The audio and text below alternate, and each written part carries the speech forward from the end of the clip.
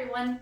This video is demonstrating how to perform an open book stretch. I love this stretch. It feels so good on your entire spine and also really helps to open up the posture. The nice thing with this is really you just need an open space to be able to lie on your side.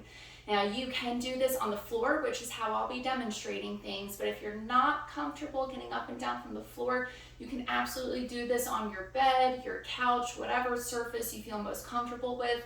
It doesn't necessarily have to be a firm or soft surface. Again, just whatever you're comfortable with maneuvering on and off from. You do want to make sure you have something to support the head, like a rolled up towel or a pillow, okay? Now, once I've decided what side I'll be starting with, I'm going to lie on my side. I'm curling up like I'm going to sleep. Make sure I have some good comfortable neck support so my head can relax. And then I'm having both of my arms point straight forward like a closed book. Do make sure that the top shoulder is down. It's not hiked up by your ear. Now from here, my top arm is going to reach forward and go up towards the ceiling. My bottom arm stays. From here, as I'm reaching up to the ceiling, my back is going to start rotating.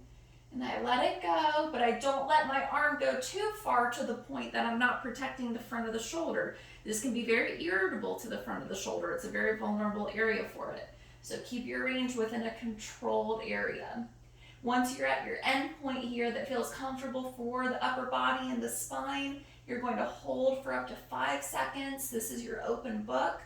And then keep that core tight as you bring everything right back to where you started.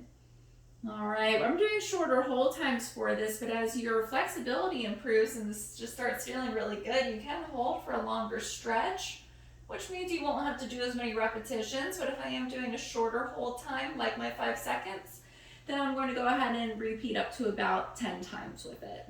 Okay, make sure you have no pain or discomfort while doing this. It's okay if it feels tight, especially if you are stretching a very tight spine and tight surrounding soft tissues, but it really shouldn't be painful at all.